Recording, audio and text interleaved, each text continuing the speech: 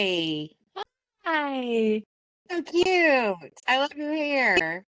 Oh, thank you. I had a late night shower, to be fully honest, and ended up just putting it in braids because I was too lazy to dry my hair and I wanted to go to bed. And so it kind of got a nice little wave going. So I was happy with it. Thank It you. looks really good. Oh my God. If I had done that, I'd wake up and be like, oh, really probably should have dried this.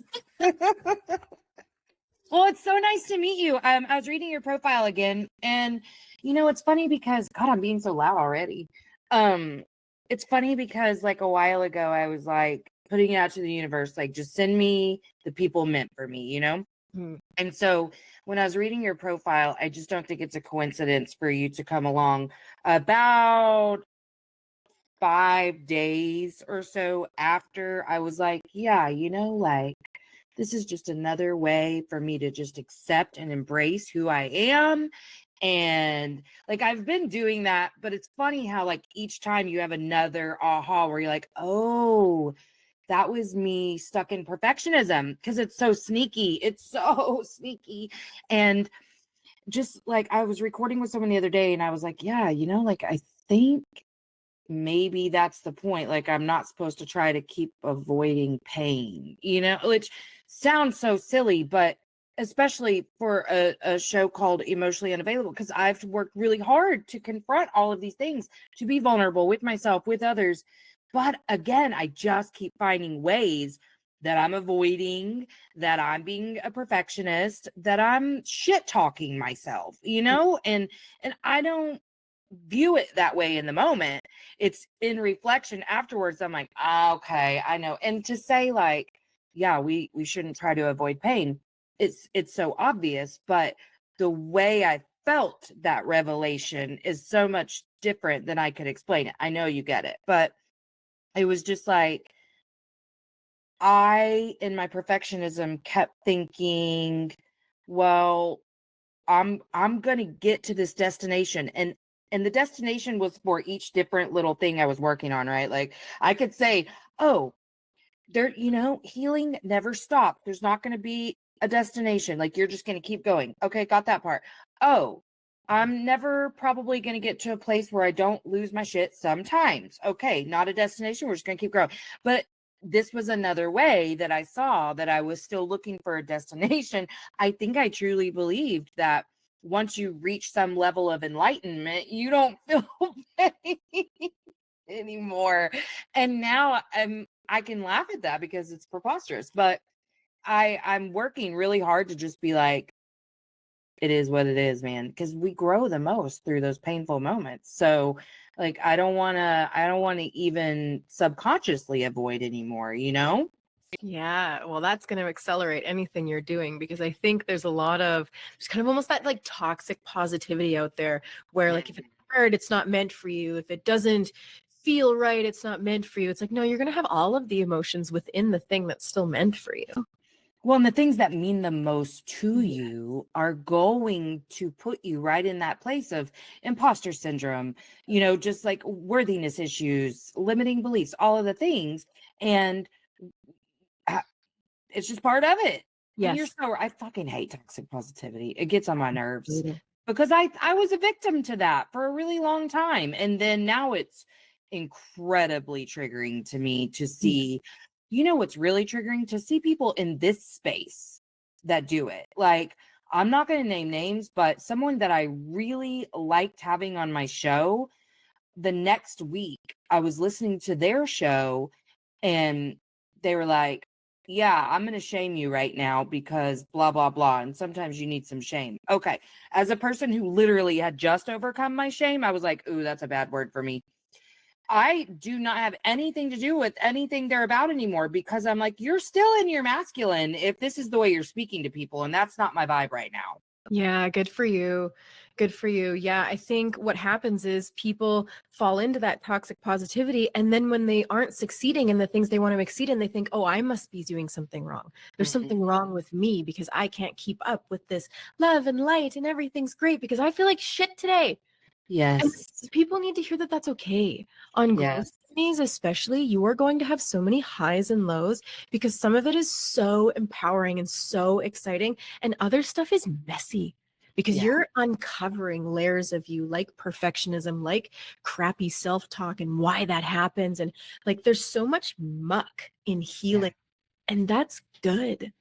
So we Mhm. need to encourage all of those emotions and how it's important to feel them. And it's important not to avoid what's making us feel kind of yucky, because that's something in us that we need to work on and heal, or at least understand and accept.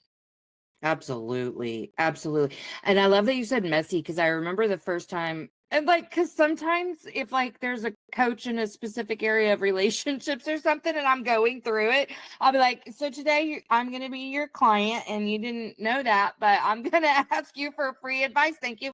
And so I had this girl on and I was asking her questions. And by the end of the episode, I was like, oh, you know what I think I was actually upset about is the fact that I didn't handle that perfectly, that it got a little messy, that Mhm. because I continue to have this idea that healthy people know exactly what to do and execute it beautifully. And I know that this version of me knows that's ridiculous. I know that. But in those moments where you're just trying to find your way through something that's a little yuck and you kind of just don't know what to do because you are too far advanced to do what you used to do. So it's not that, but like now we're transcending to this new level and I don't really know how to do that. And so, yeah, it got messy when I got into an argument with my husband and Mhm. I hated myself a little bit for it without even realizing that that's truly what I was holding on to was the conversation, not even what caused the conversation,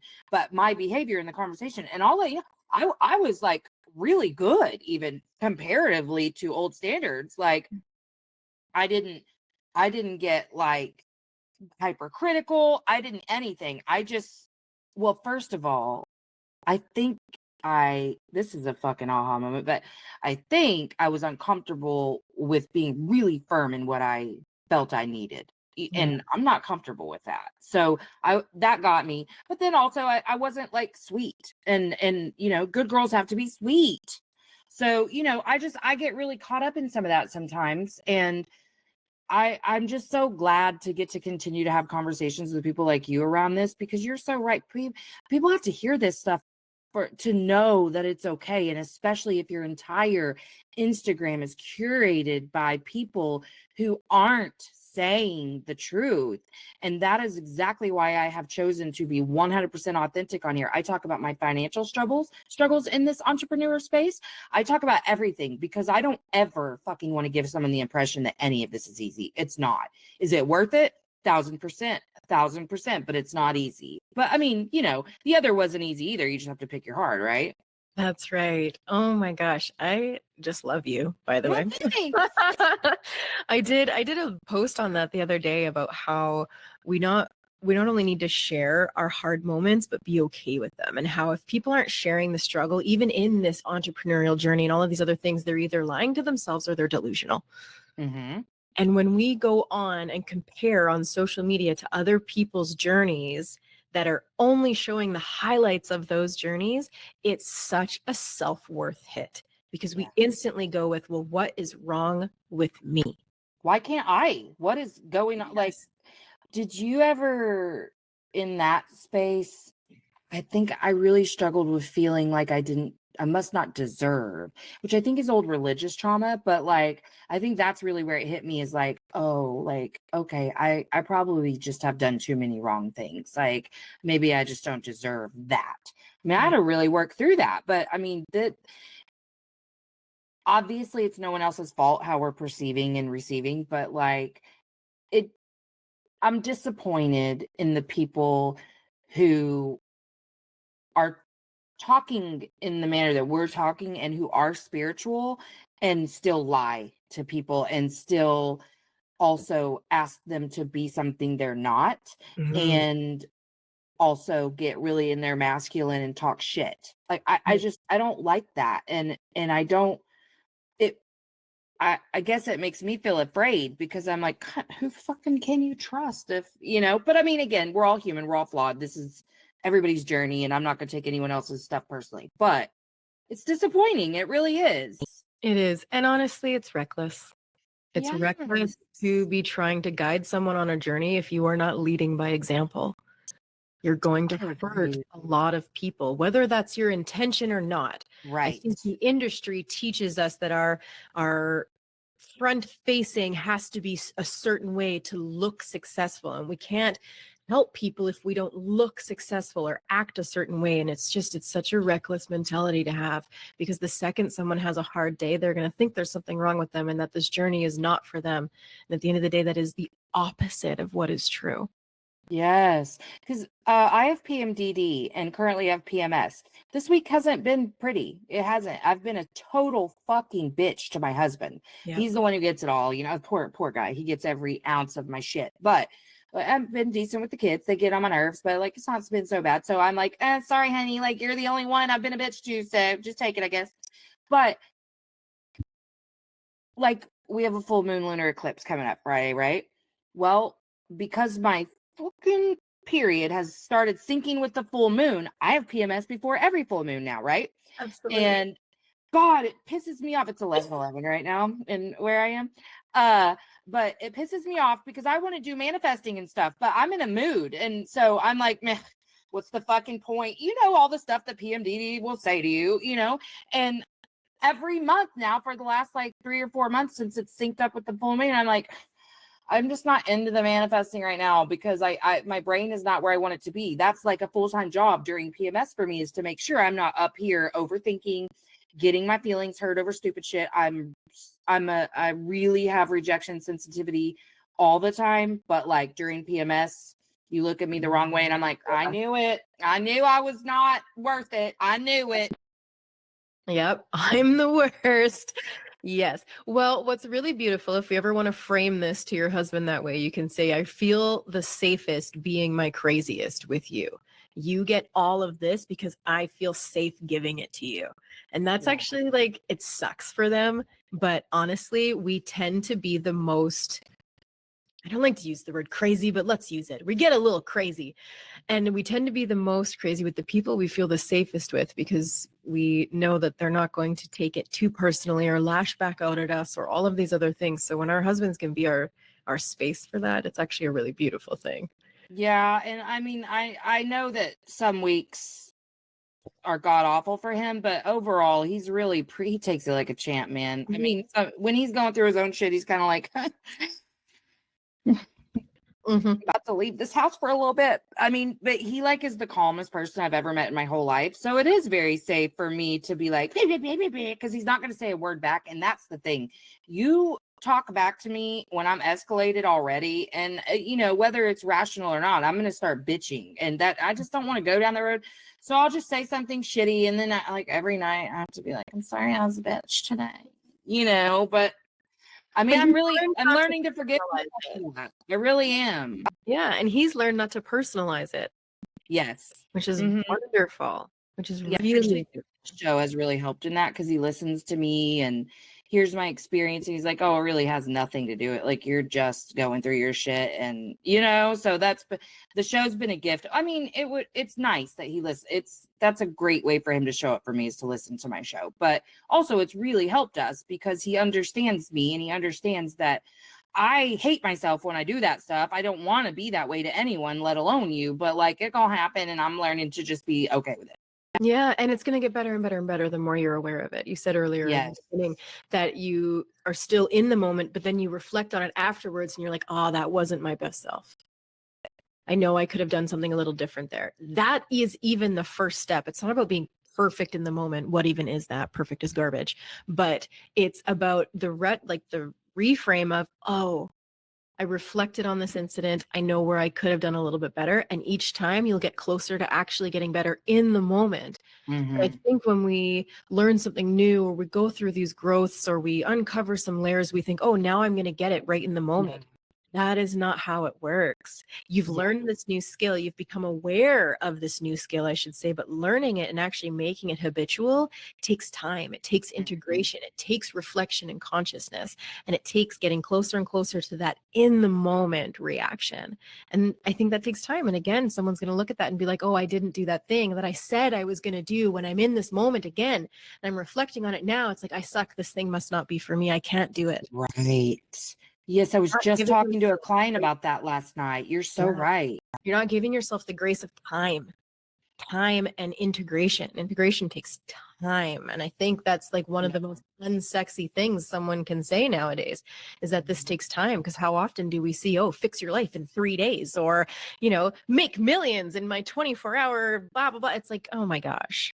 Yes, and integration is hard because if you've done something the same way for a long time, but Yes. also I think I just got to a place where I realized like I'm creating some really unreasonable expectations for myself, from myself, for others.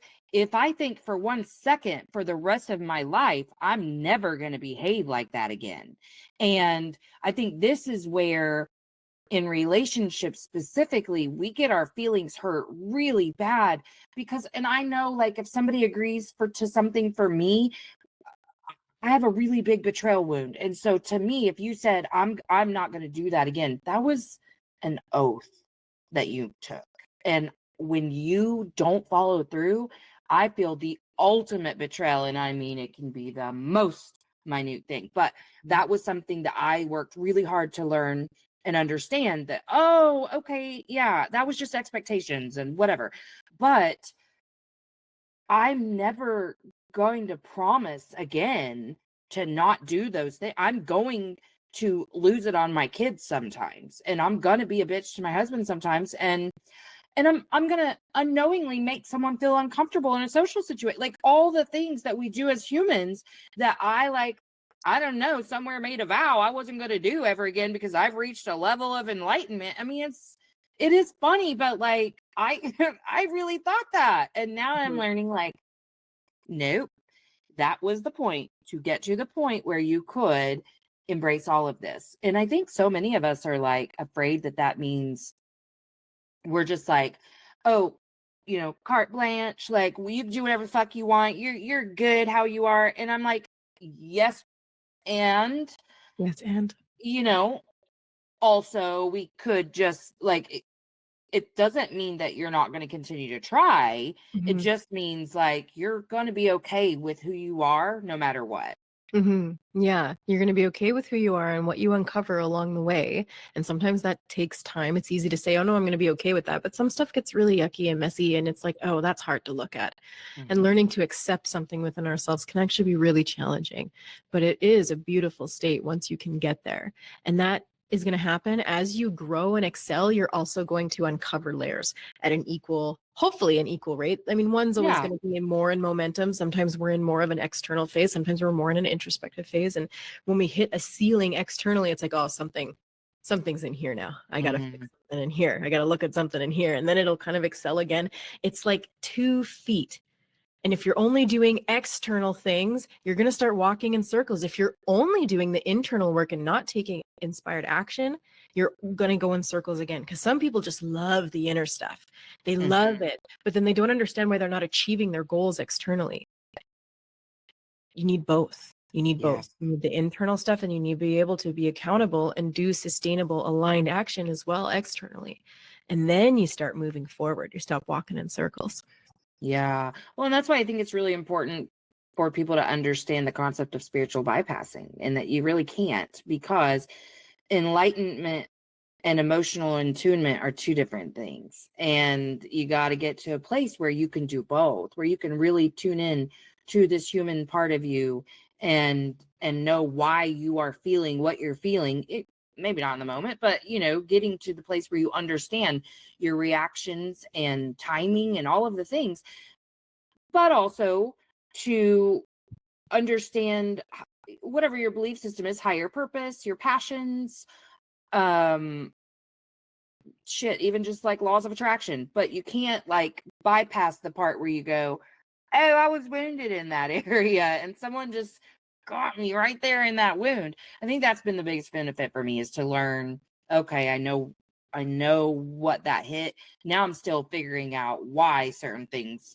bring certain emotions out of me, but I'm much less uncomfortable with all of it, obviously. But it's always such a surprise when something's uncovered, because it seems like it's the same themes over and over, but like it's a new piece. And I love it. it's invigorating really, but it's also like, really again? I thought I got this one. That I had to find out this way, that I still need some work here. Exactly.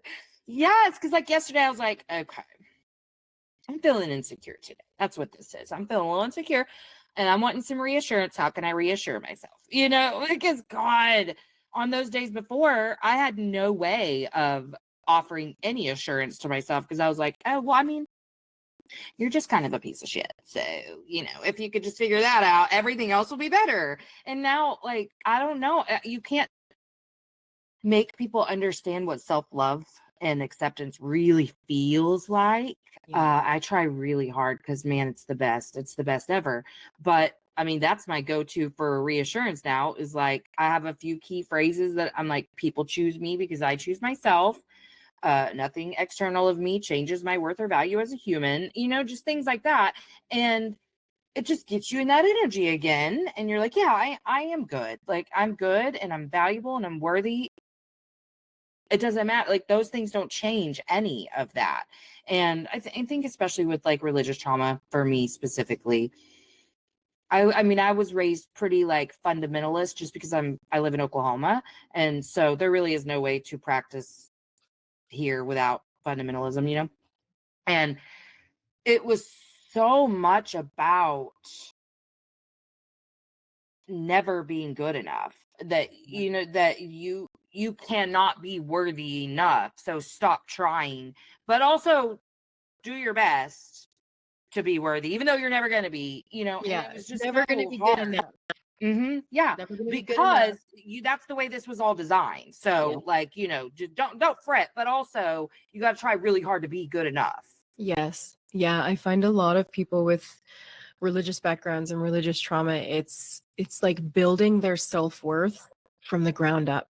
Mm-hmm.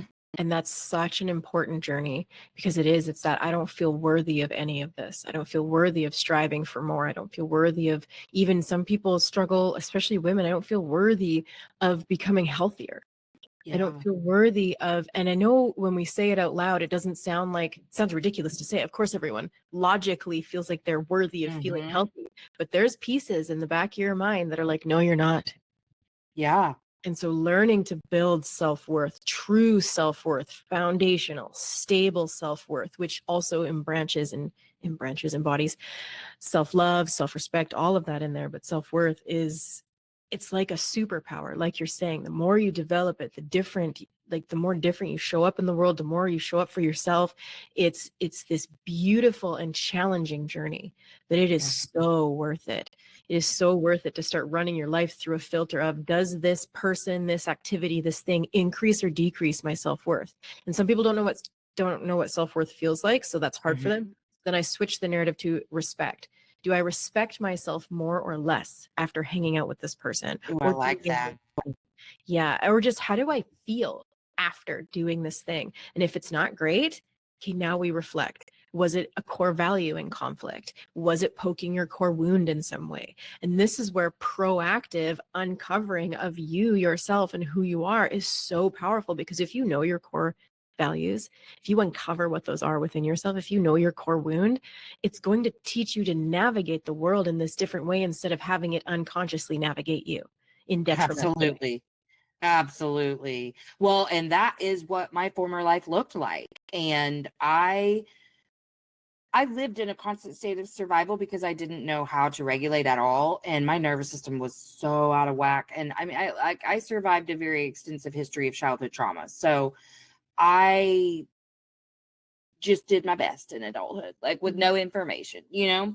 And whenever I got to uncovering, because I was ashamed at how often I felt betrayal because it didn't make sense to me. I was like, why does like the dumbest stuff. I know what it felt like all the time was like my husband not taking my side. That was a really big one. And but I'd be like, but that doesn't make sense. Like, I don't know why that's what's coming up right now. Why? You're just a loser. You know, it would just start all this stuff.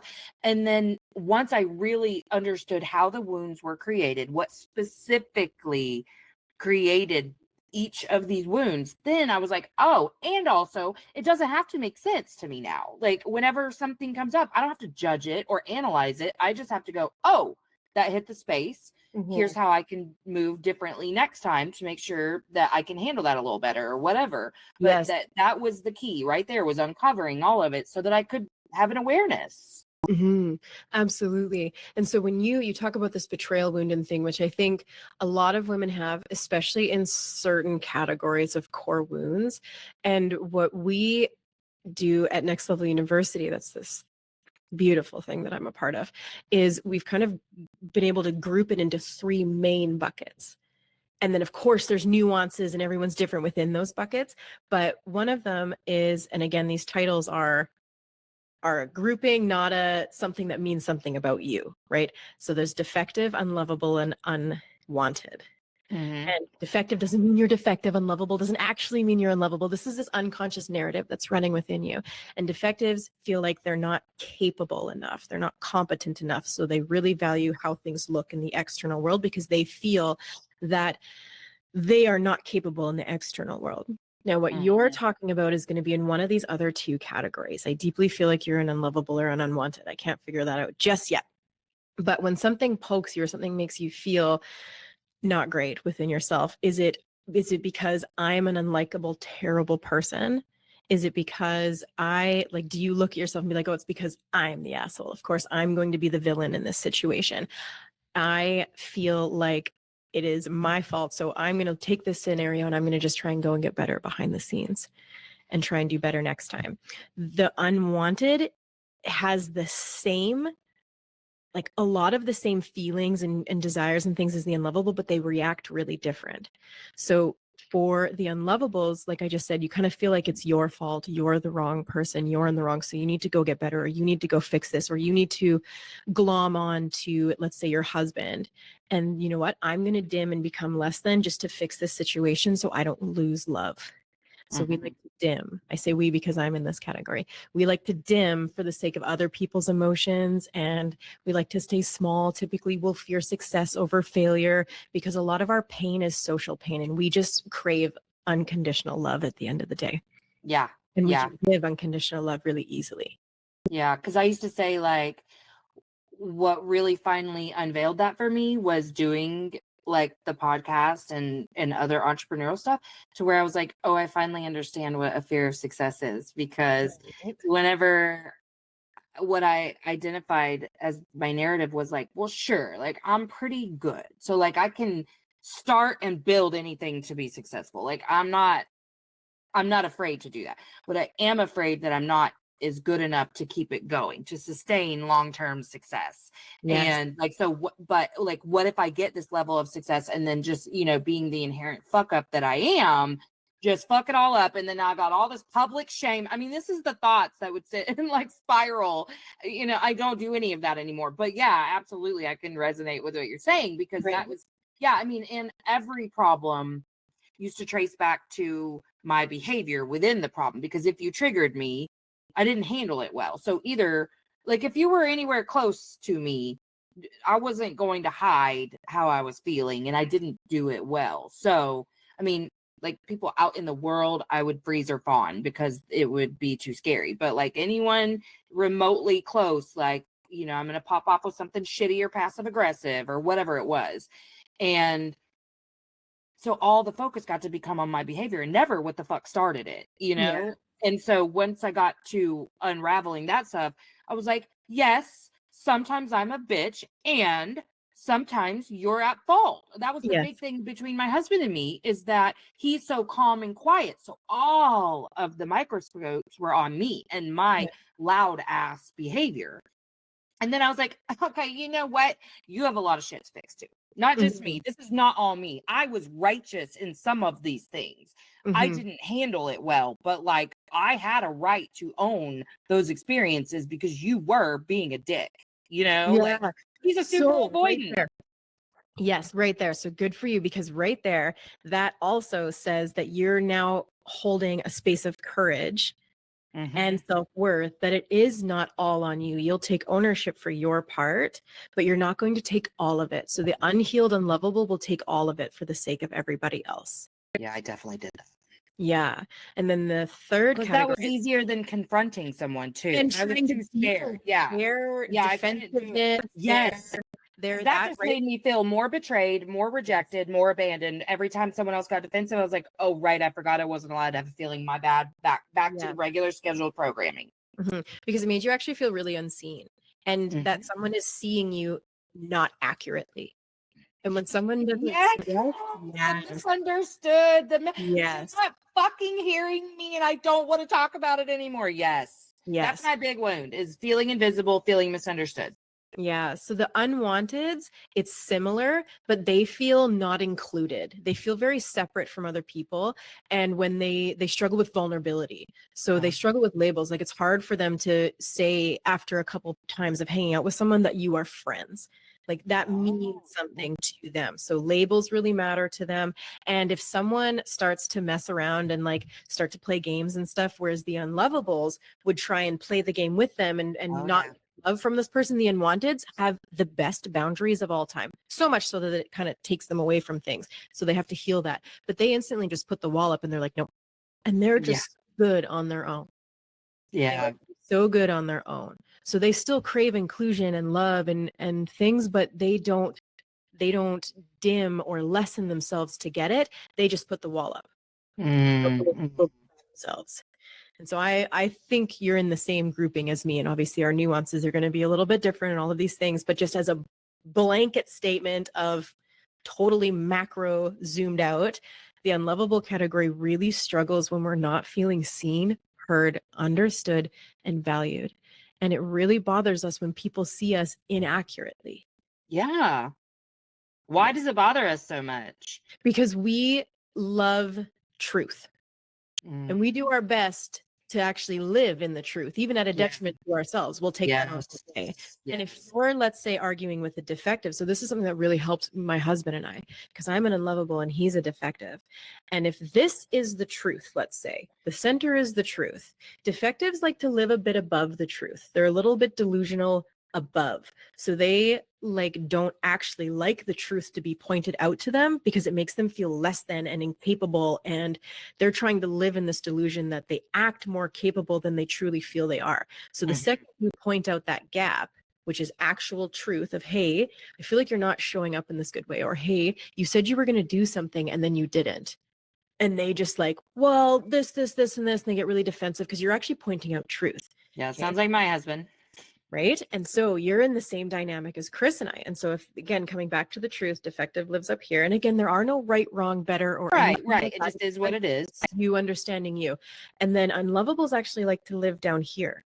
We like to be less than a little bit and not like we'll dim, even though sometimes we can be so big and vibrant and have all these emotions and we love to communicate and all of these things, but it makes other people uncomfortable and sometimes they can villainize us and they kind of like to live down here. But we like to be closer to the truth for the sake of others to live under there. And so when we point out a truth to a defective and they get all miffed about it, they'll try and point that back to us. And because we get miffed about how inaccurate it is, they can only see it through the lens that they can see the world. So they also think you're getting all miffed because it's the truth. When actually you're pissed off because it's so far from the truth. And then you guys start to do this dance. Yep. Oh my God, that just describes like the first. Well, we just had an anniversary on the 10th, and both of us kind of forgot until like late morning. I was like, oh shit, today's our anniversary. And so then we were doing the math because I never can say quickly how long we've been married, because I can say how long we've been together, but the marriage I like have to add fingers. And so I was like, oh, 13 years this year, because this is my second marriage. And we were kind of reminiscing just like what those first, 15 years together looked like.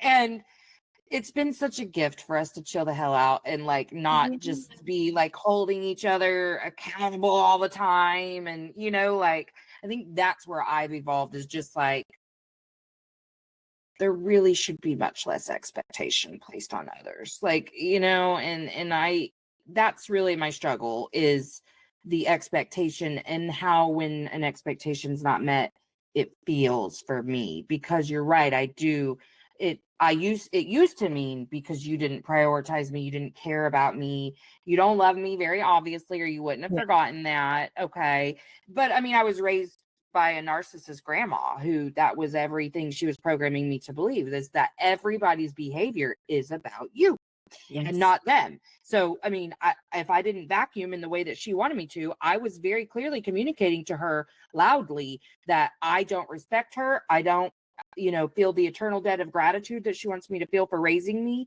or love her, or think she's good enough. I mean, those were things that she said all the time. So, and then the whole actions speak louder than words. Yes, and people's behavior isn't about you. So once I got to that place, that's the part I unravel a lot, is where I'm like, okay, is this an expectation? Is this a need I really could meet for myself, but I'm afraid that I can't? Because the not enough narrative happens a lot. Like, I would freak the fuck out when he would go out of town, because I'd be like, but like, I can't raise these kids on my own for 2 days. What? Like, what am I supposed to do? Like, just, well, okay, I guess. And then it always goes so fine. But that never told me you are enough. It was just a fluke. It was just because I was on my best behavior and, on my A game. Like, no, honey, it's because you are enough. And that's the thing I'm still working through now. Currently, I hit the wall with that one a lot, where I'm like, is this a sneaky way where I feel not enough? Because it's not like my brain's going, you're not enough, so loud that I can hear that that's what I'm telling myself, No, it shows up in really sneaky ways. Not very obvious. And the more you get into self-awareness and you grow and you're doing all these incredible things, the sneakier it gets. Some of them, the first like superficial ones are pretty loud and obvious. And as soon as you point it out, you're like, oh, it's that. And as you uncover, they get deeper and harder and they're more a part of you than the superficial stuff. So it's harder to work on, to accept, to grow through. And so it gets a little more subtle as you get more aware of it and as you get into those layers. And so, yeah, just having the awareness is really important. And just like, hey, this didn't go the way I wanted to. I'm not sure how I'm feeling about this. All of these things, get curious all the time. Curiosity is a superpower. Oh, is this maybe tied to another layer of self-worth? Am I maybe not showing up for myself here because of my low self-worth, or because of, so everyone has two columns: self-belief, self-worth.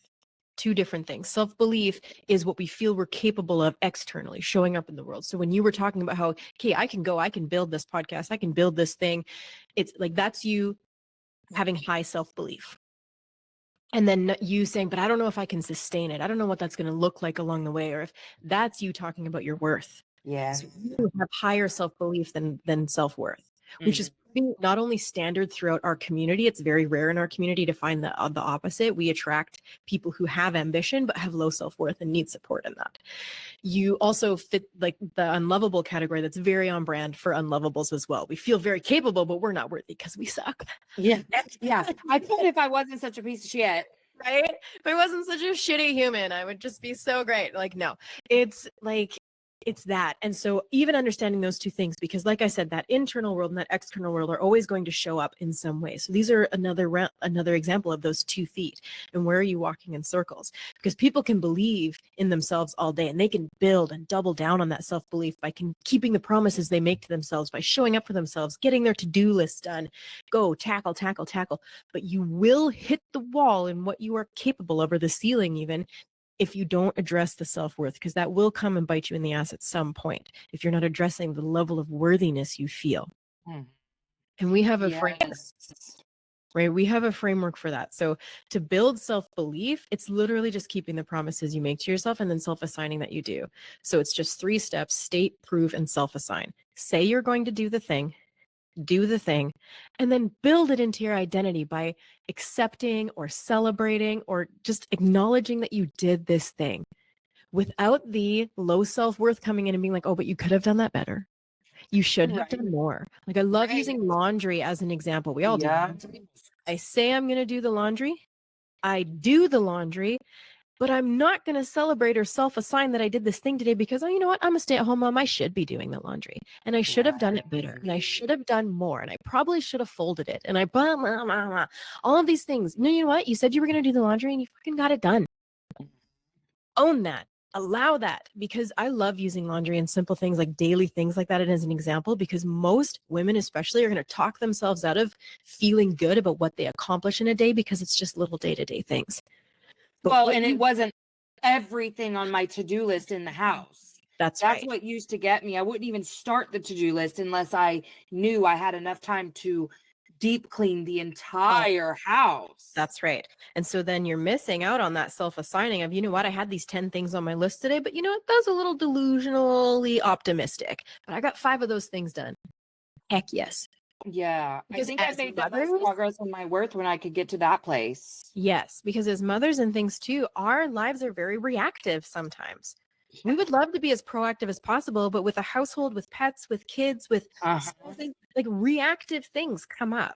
And so, yeah, our to-do list isn't this thing that needs to run our life, but it's nice to have. And as we check things off, make sure you hit that into your identity every time you do. And that's going to slowly build self-belief in your unconscious mind. Yeah. Self-worth is this whole other category, but what's really beautiful is I want you to picture a pyramid, and there's 5 layers in this pyramid, and the base of this pyramid is actually connected to self-belief. It's keeping the promises you make to yourself. So they're tied in there to both. It's a really important skill to develop and something that you really want to learn to embrace and embody in your life, because the big promises, the small promises, they all matter, but the small ones you can do every day, like, let's start there. So, Yeah. the promises you can make to yourself is the foundation of self-worth. The next one is learning to hold healthy and proper boundaries. And that one is really tough for certain people. For the unwanteds, it's really easy. They're like, oh yeah, I can just put that wall up all day. F all of you. For the unlovables, we don't even have the skills to have boundaries initially. So boundaries are really important for people who people please, like to mold to other people, you know, are such martyrs. They'll do everything at the expense of themselves for other people. Okay, so that's hitting you in the self-worth. Yeah. Even though you can justify it as, no, I'm just a really good person. I show up for everybody. I can handle it. I can handle it. You can't. You can't. You're going to burn and crash down to the ground at some point. So we need to learn to hold healthy boundaries. And what I'm seeing so much out there is people losing their shit about people not respecting their boundaries, when in reality, they're not setting proper boundaries. They're setting rules and trying to dictate other people. And Right. And that was a struggle I had. we can't control other people as much as we would love to be able to do that. We literally can't. So if you and I are in a debate and it starts getting heated and you start raising your voice at me and maybe calling me a name or two, and I say, hey, you can't speak to me that way, knock it off. You kind of still can. What am I going to do? Going to come over there and put my hand over your mouth and hope you stop talking? I can't control that. So that's me trying to set a rule, and then I get mad when you don't respect it. Well, I can't control you. That's you putting an expectation out, right? And it not being met. A proper boundary controls the you. It controls the self. So if I'm holding a proper boundary, same scenario, I say, hey, if you continue to speak to me that way and raise your voice at me and choose to call me names, I am going to choose to leave this conversation. That is something I have control in. And the more you can start setting those healthy boundaries, and practice on people that aren't as close to you. Practice on people it doesn't matter as much, because it's actually really hard to do it with the people that matter most to you, like our spouses and things like that. Right. So it feels scary to do that initially with the people you love, especially if you're scared to lose love from people like the unlovables are.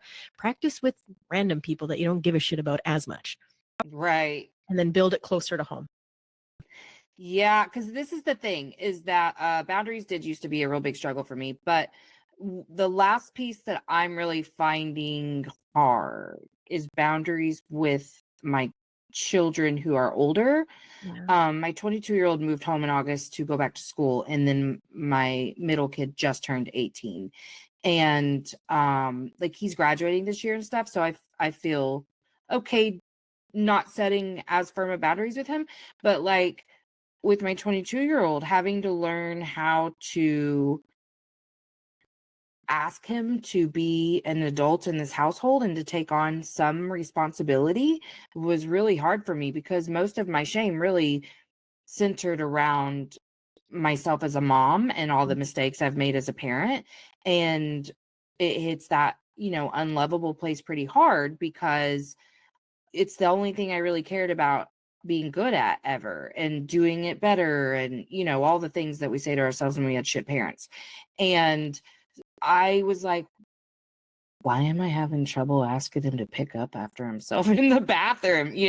So I've been working through it's very slow because this is the thing that I'm just like having a lot of trouble letting go of. And just little things like mentioning dishes, but I don't want to do anything passive aggressive. So I don't, but that was a real big, prior version of me tactic, was to just hint at somebody and hope they would pick it up because I was too afraid to ask. And that was something that my husband used to complain about a lot. And I was like, I know, but it really is scary to ask. Like, you could say no, and that feels really scary to me.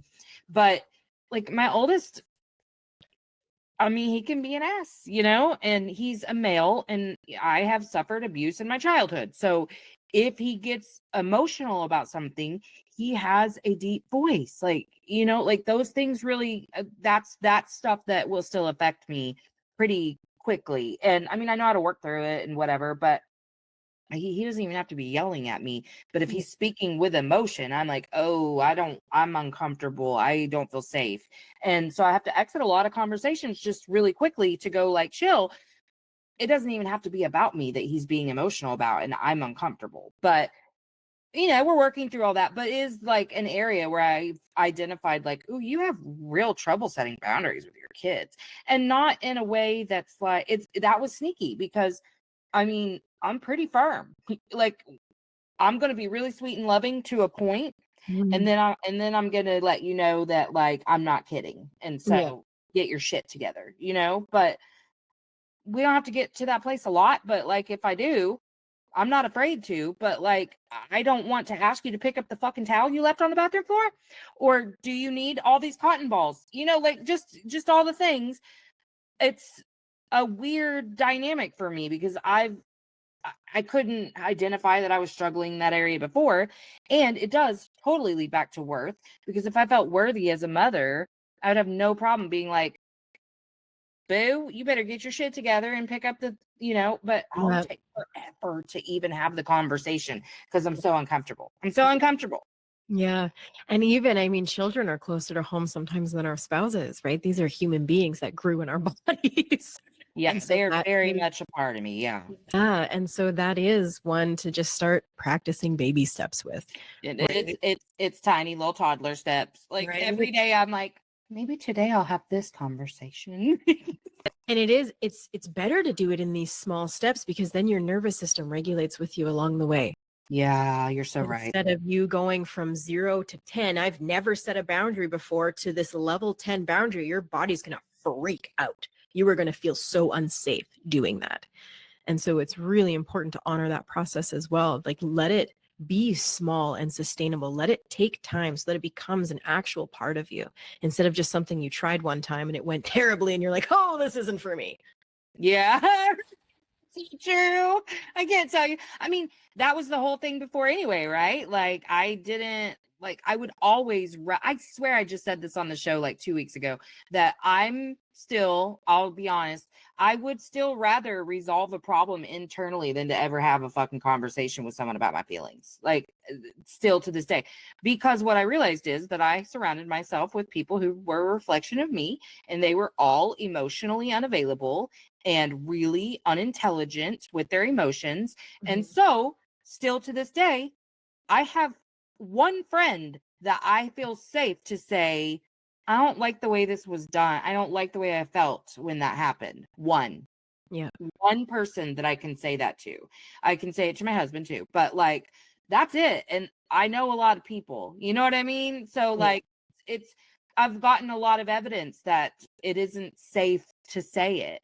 And I'm just learning that like what my response to all of that should be. So I'm working through that. But damn it, if I can just figure out how I was just falling short in some way and fix that part. And even so much that sometimes I'll lean into some delusion about like, we're all just doing our best, and maybe it's fine, but that, like, you know, maybe Yeah. that's acceptance. Like, and I really do have to get to a place where I'm like, and you're allowed to say, I don't like the way that feels. But I was told I was too sensitive, like my entire Yeah. childhood, early adulthood. So that was a wound that I had to work through, where it's like, am I too sensitive, or are you being a bitch? I don't know. I think you're being kind of bitchy right now, and that the way I'm feeling's a little bit justified. But Yeah. I had to justify my entire existence. So, like, continuing to feel like I have to justify my experiences pisses me off. Like, I would rather just not have the conversation. And this is why I hardly talk to anyone outside of what we're doing Yeah. anymore, because I just recognize that I did try, like, with close people. I did try, and I was met with the same feedback. And so I'm like, I don't know, man. I just think I don't need to be around you, you Yeah. know? And And that's just what I had to do. that's you starting to build self-worth as well. Yes, and that's a huge pain point for a lot of people, especially in the unlovable category, is constantly having to justify. So that's a Yes. huge part of Yeah. my journey, and my self-worth journey has been to stop justifying why I feel a certain way, why your actions upset me, because they did. They just Like, did. if you want to explore that with me, great, but I'm not going to chase you around and try and justify why you made me feel a certain way or how this action, like, so justification is really important to watch for. So the second you stop justifying and just start owning, it Hmm. changes the dynamic of the relationships. As you start setting boundaries and just start owning those boundaries, it is going to ruffle feathers in your relationships, but it is going to show you what relationships are worth holding on to and which ones are not. And Yeah, that is because hard. somebody can be a really good person, like fundamentally to their core, they love people, they're doing their very best, and they can still be somebody unsafe, because if you can't go to them and say, I felt hurt, even taking all of the accountability on myself to say, I'm not saying this is your fault, but this hit me in that space where I'll feel rejected, or I felt abandoned, or I felt betrayed or neglected. I'm not even asking you to take accountability for my response. I'm asking you to hold me in this moment to say, that fucking sucks that that's how you felt. I'm so sorry, because that is definitely not what I meant. Yeah, Instead that of was not my being intention. incredibly defensive, like, and rude, and then attacking me because I had a feeling. I, I think that was the most disheartening thing, was like, Yes. I did it perfectly. Like, I did it exactly how I was supposed to. And yet still I'm being rejected and Mhm. being told I'm too sensitive, in essence, you Mhm. know? And the more you do that, though, when you can sit very centered and be like, no, I showed up to that scenario in integrity, that can give you some peace. And it can Yes. allow you to be like, okay, then the rest of it is actually on them. And that's not on me now. I Yeah. showed up for my half of it. I showed up with integrity. I showed up with truth and honesty and good communication. And I was still met with attack, defensiveness. Now that's on them. Yeah, yeah. And Because we you do don't, have to create safety for people to be vulnerable. And I'll be the first to say, I'm not always safe either. Like with my spouse, like other people, I mean, I can sit there and, I mean, hello, fawn is my, yeah. like freeze and fawn are my natural instinct with other people. So like I can sit there and pretend to be just fine and say all the right things and then process it after. So like I'm not going to meet them with that kind of attitude. But like, my husband, he has zero safety if he's trying to express something at the wrong time. I mean, you Mhm. got to schedule those meetings, honey. I got to know something's coming. But honestly, that was the first boundary that I set with my adult children, was like, you have every right to talk to me about your experience as my child. You do. You have a right to tell me where I fucked up and everything, but you don't have a right to be a bitch about it. You don't have a right to just Right. throw out shitty little comments to me whenever you're in a fucking bad mood. Like, Yeah. I don't deserve that. I do deserve love and respect. Yeah. So if you want to have those conversations with me, you have to schedule it. You're not allowed to just you're having a bad morning and it's all my fault because I'm the worst mom in the world. And now you're going to vomit on me everything I've ever done wrong to make you feel like a piece of shit in this moment. Hey, I'll take my fair share. I know I fucked up a lot. So like, I'll take it, but not at fucking 8:30 in the morning when I haven't even had coffee, you know? I was like, no. And so it felt like I thought that to myself over and over. And I finally said, hey, I'm always willing to sit with you and hear you. Always. I've told you that your whole life, that was the one thing I wasn't going to do, is not be willing to hear you. But I'm a human with feelings too, and my experience matters too. And so those conversations, I have to know they're coming. They have to be scheduled. They have to be respectful. You have to deliver it. Be emotional, be even a little shitty, but like you got to try. You got to try to not just throw a knife at my face, you know? Yeah. Like, and that's what it felt like, was just, which I understood. I mean, these kids are fucking me, you know? Like, I get it. I know why you're doing it, but also I'm not gonna, I felt my worth increase in those moments because I was like, no, I do deserve better than that, because for so long I just lived with the narrative that I was a shitty mom, so I deserved it. Yes. Yes. And so you're not only showing up for your self-worth, you're teaching your kids to do the same. And yeah, it's messy. And there's so much gunk in it. We have a saying in our house: it's okay to be mad. It's not okay to be mean. My kids are younger. My oldest is 12 now, but and my youngest is turning 10. But I have a 10-year-old. Oh, nice. It's those narratives, right? Like, honey, you can be angry at mommy, you can be frustrated at mommy, and I want to hear that. I do. I want to hear that and create a safe space for you, especially when you're raising males. You want them to have a broader emotional scope than just anger. Yeah. So that's the saying. It's okay. You can be frustrated, you can be angry, but communicate that with me. Don't just be mean. Yeah, don't just say shitty stuff just for the sake of saying shitty stuff to communicate to me that you're mad, but like you're not actually saying, I don't like that you did that. Yeah. So boundaries, right?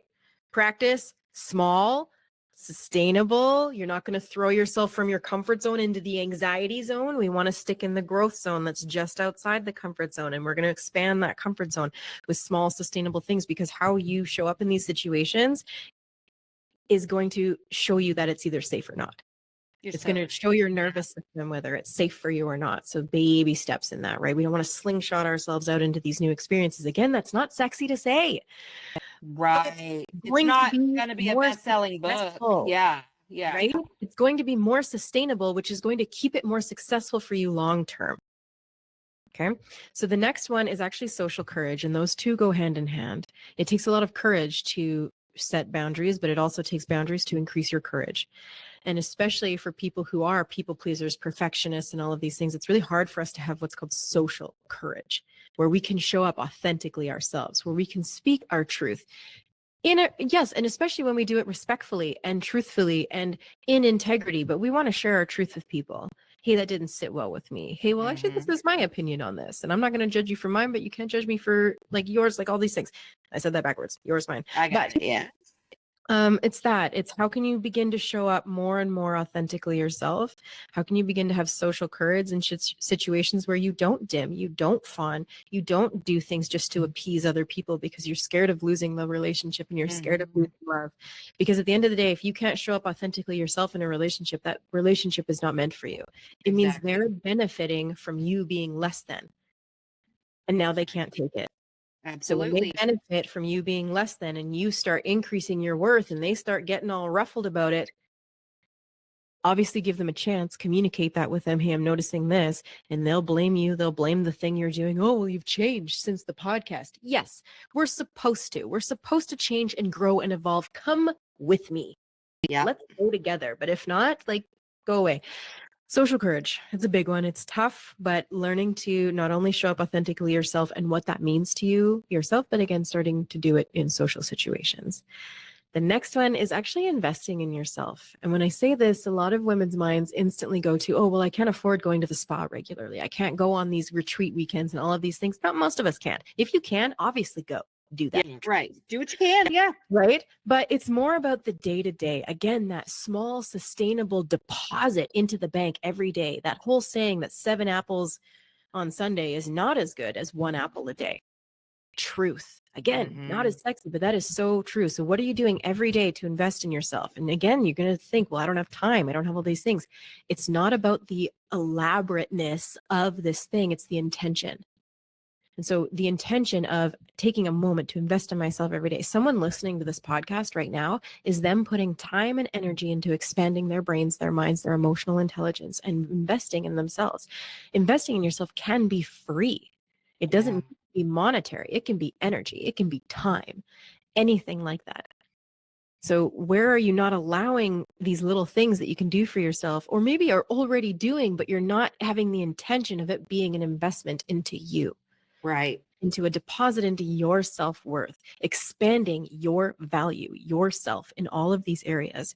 And so listening to a podcast, listening to an audiobook while you do the dishes, while you do the laundry, maybe you're going to sit down and make yourself a really nice cup of tea or coffee. I'm a tea drinker, or coffee, and you're going to sit and you're going to drink it while it's hot.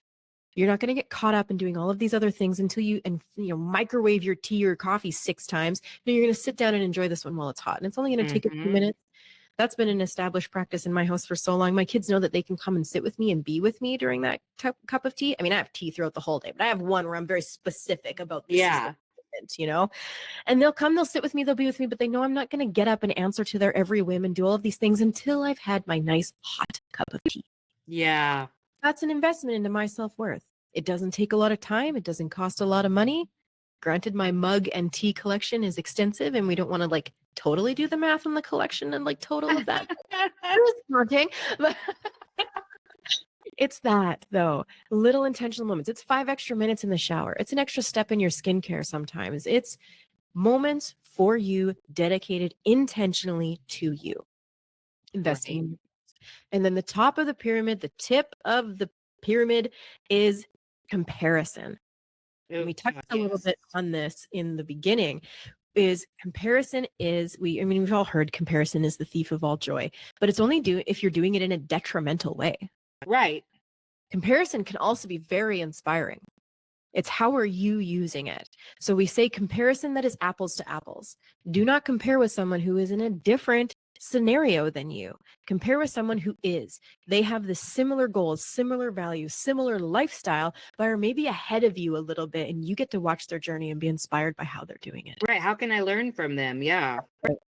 So I like to use fitness as an example. So for me to look on Instagram and watch this young woman, let's say she's 20, 21, she lives in the city, she has a gym in her building, Right. and she have a 3-hour morning routine where she takes care of herself. She goes and works out for an hour and all of these things. And I'm looking at this and I'm like, I suck. Why aren't I doing those things? For one, I live on a dirt road out in the country in a little tiny town that doesn't even have a gym. I would have to drive 45 minutes to get to the gym. Okay. I homeschool my children. I am a stay-at-home homeschooling mom. Oh my gosh, you are busy. Entrepreneurial, right? I can't have a 3-hour morning routine right now to dedicate to my fitness and go to the gym. And I'm pushing 40. Not the same. I should not be comparing my life to her. What I should find is another mom who is stepping into her late 30s, going into 40. Maybe she's already 45 and she is fit and she has done this in her 40s all for herself already.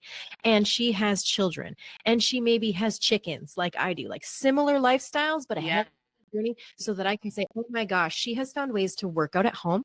So that's what I do at home, because I'm not going to the gym. We love to hike and walk and all of these other things. But when I do weights and stuff, it's all at home, because that is what's more accessible to me.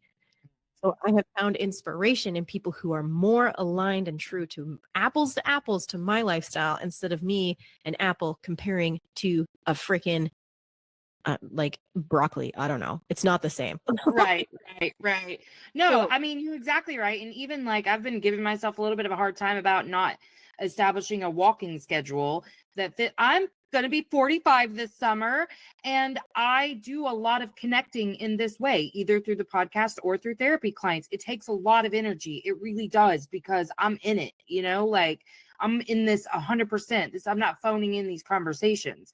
So it takes a level of energy that it's different than what I used to do, So I was giving myself such a hard time, because I'm like, but I really value slow mornings. I really value it so much.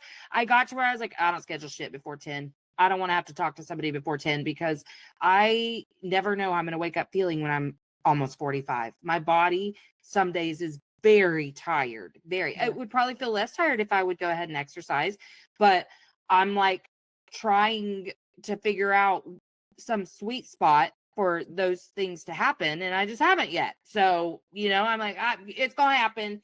But you're right, I'm not following anyone around my age doing what I'm doing to be able to get an example. Like, I don't really follow fitness people anymore anyway, but like, I could find somebody in my age range who's also an entrepreneur, who's not going to give me the fucking hustle bro shit. I don't want that. I want to honor every day where my body is. Walking is something I could do every day, but sometimes I'm like, but I want to walk outside, but I get really paranoid walking outside by myself. Anyway. So that's you finding your consistency sweet spot. So this is a really powerful perspective. We've talked a lot about small, unsexy, sustainable action in this call. And that's where, especially in fitness, if you have never been able to sustainably every day, let's say you wanted to walk, I should be able to walk for an hour every day. Okay, first of all, should is such a shitty word sometimes. Should is like projecting onto yourself all of this crap. So we got to be careful when we're shoulding all over ourselves. But if you have yet to say you want to walk every day for an hour, but you have never been able to do that consistently, then it's not that it's not for you.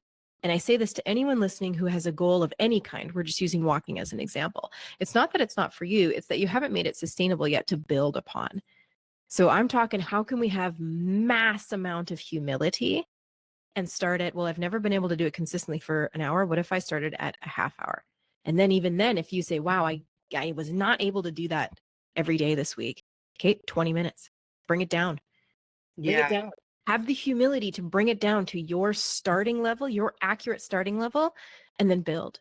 I have people starting 10 minutes. 10 minutes. That's I know these things, but I'm still like trying to be perfect. So, it's a part of that. Because I'm embarrassed to tell myself I only had time for 10 minutes.